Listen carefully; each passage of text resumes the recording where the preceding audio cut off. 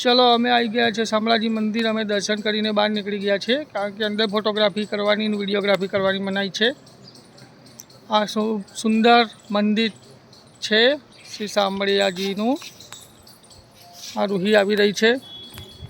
आ एना आजूबाजूनो नजारो है। आ मोना केवुं लाग्यु मंदिर? सानुबेन केवुं लाग्यु मंदिर? जियाबेन केवुं लाग्यु मंदिर? शिल्पाबेन केवुं लाग्यु मंदिर?